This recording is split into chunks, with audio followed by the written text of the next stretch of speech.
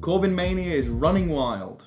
Yes, the defiant socialist pro-public ownership, anti-austerity, anti-tuition fees, anti-war, anti-nuclear weapons, anti-growing numbers of child poverty, whilst the rich contemplate which shade of white their latest yacht will be.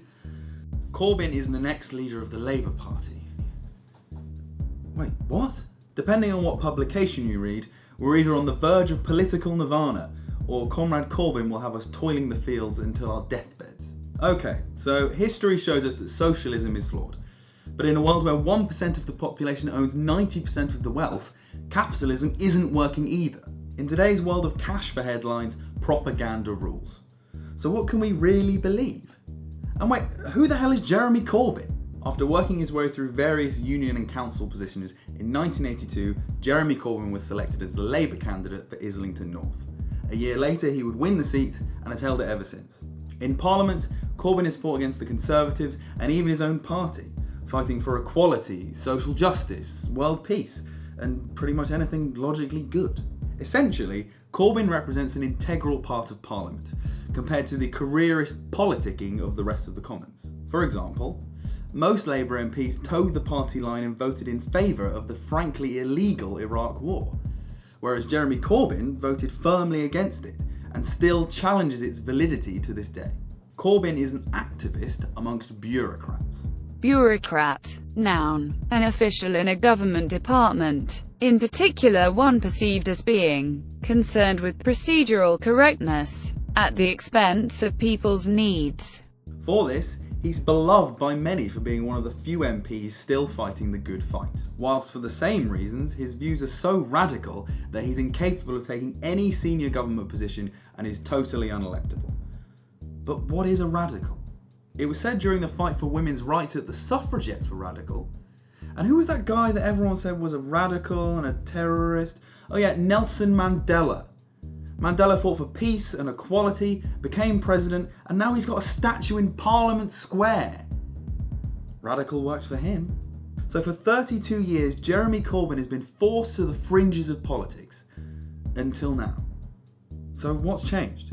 Jeremy Corbyn appears to have lit the spark on a political generation completely fucked off with modern politics by offering a fair and simple alternative to austerity. Oh, shut up, you pathetic young hopeful liberal, I hear the aggrieved Conservatives say. That's just not how the world works. Fair enough. Let's actually dissect a key area Corbyn's critics often raise: his economic plan. So what does Corbynnomics suggest? Anti-austerity, quantitative easing for people, cancel tax relief and subsidies for corporations, collect 120 billion in missing tax revenue. Let's start with tax evasion, which cost the UK 119.4 billion in 2014. Now, considering the country's deficit was 167 billion at the start of this government's austerity measures, if we stop tax evasion, there'd be no need for austerity. Which begs the question, why has the government cut the number of staff at the HMRC who were tackling tax evasion? So stopping tax evasion as a priority seems like a no-brainer. Corbyn will introduce a proper anti-avoidance rule into UK tax law and bring in country-by-country reporting on multinational corporations.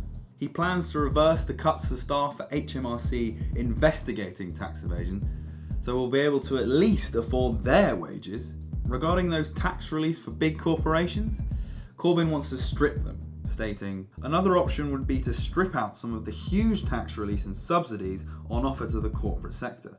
These amount to 93 billion a year, money which would be better used in direct public investment, which in turn would give a stimulus to private sector supply chains." And finally, what about quantitative easing? Corbyn's plan is a people's quantitative easing. Instead of new money trickling throughout the economy, you invest it directly into infrastructure, upgrading schools, transport, public services, rather than giving it directly to the banks who invest practically in themselves. No. Surely this is just left-wing idealist bollocks, right? In light of Corbyn's people's quantitative easing, no less than 42 mainstream economists headed by former member of the Bank of England's Monetary Policy Committee, David Blanchflower, wrote an open letter to The Guardian proclaiming that the plan could work. They also claimed that the real extreme and radical economic plan was this current government's short-term tactic of forcing the brunt of cuts on the poorest and most vulnerable. Well, all of that sounds pretty good, doesn't it? I know what you're thinking, but that doesn't sound like the politics that I know. It almost feels like ever since 9/11, the political landscape has been dictated by fear, resulting in illegal wars, oppression of minorities, and the rise of right-wing politics in our own country. But how does this happen? How does this become okay in our society? Have we just accepted that change is impossible?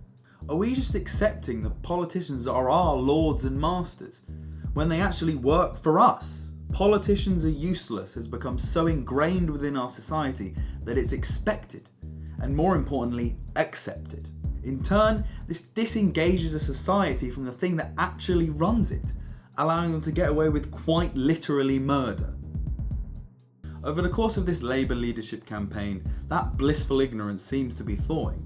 For the first time in a very long time, from the most unlikely of candidates, the political discourse could be changing to one of hope. And is it wrong for people to want that?